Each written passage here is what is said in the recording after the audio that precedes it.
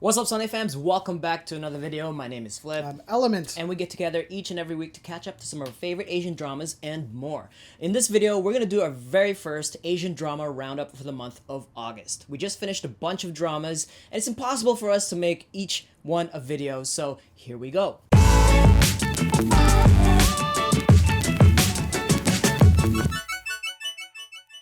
In this video, we'll be talking about Nevertheless, The Devil Judge, Chinese dramas such as You Are My Glory, and One and Only, as well as DP, which is a K-drama, of course. And we'll also be covering Uncontrollably Fond, a classic drama from 2016 that has just resurfaced on Viki, and as well as revisiting Kim Yoo-jung's past work in Clean with Passion for Now. If you want to skip to any of these shows, you can find timestamps in the description below. The first drama we're going to be talking about is Nevertheless, because this one made us the most angry. The most angry, but we were so in. We were Yes. so deep into it, but then it just got us really angry. Yeah, Nevertheless is very interesting. It had me kind of on the edge of my seat, wanting to watch more each and every episode, but in each and every episode, I got angry and angrier as things progress. Of course we want Nabi to live happily ever after and have a conclusion that is right for her, but like, seriously, Jaeon was just not the type of character that you could really kind of get yourself attached to, because we didn't even know anything about him. There was all these episodes and like he was still the same person from the very beginning to the end, and that writing is just so infuriating. On the other side, we had Do-hyuk, who I personally thought didn't fit with Nabi. You know, he was very considerate, he was very nice, but he didn't have endgame material for her.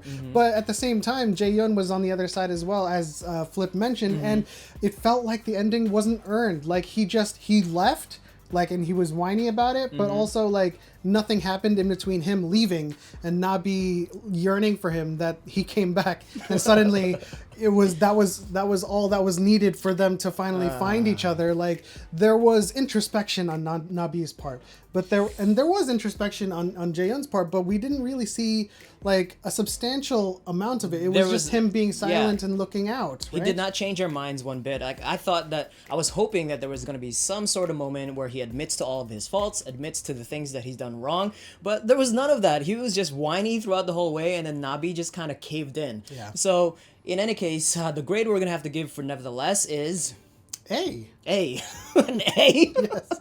An A. Okay. I mean, I would probably go B plus, A minus. But let us know what you think in the comment section below. What you thought of the ending? Did you like it? Did you hate it? Did you love it and hated it? Before we move on to the next drama, I just want to qualify my A. I mean, the drama did keep me on the edge of my seat, and it did keep me wanting to keep up with it. I just can't let my disappointment in the ending affect the way I felt about wanting to watch more of this story. And the secondary characters' relationships that came fruitful at the end of it was really nice to see. 네, 저기 멀리서 비니스는 핫하게 걸어오는 거야. 그래서 보자마자 아, 얘는 내가 찜해서 언젠가 내 옆에 둬야겠다 생각했었거든.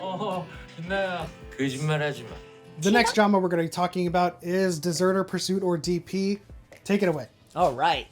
Deserter Pursuit is on Netflix. It just ended last week. I mean, it just released the whole entire season, but I might just make another video of its own just covering the topics. The topics and the themes were very difficult. It dealt with mental stress, mental anxiety, mental health, bullying, and a bunch of difficult topics that is very hard to find in terms of a drama these days. Once in a blue moon, a drama like this drops and you enjoy it and you watch it for the full ride. But the overall story, the characters, the music, everything was done very well. The production value was top notch. I'm gonna have to give Deserter Pursuit an A+.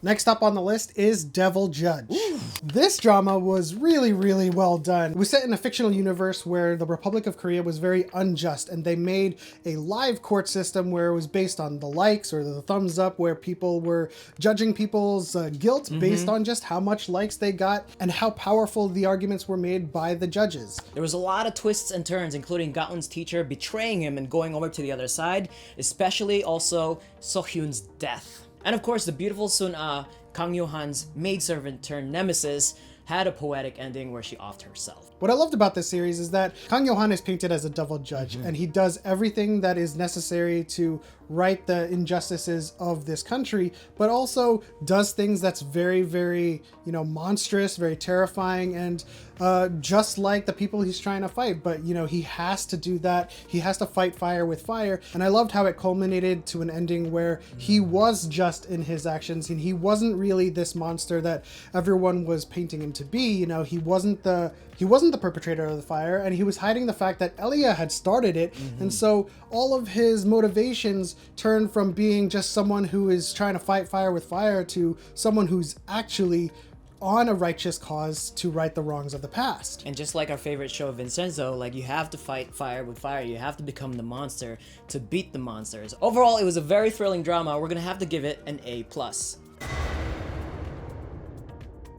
The next drama is Uncontrollably Fond. This drama I binged right after Nevertheless, and it was a huge breath of fresh air going from characters with no personality to characters with a ton of personality.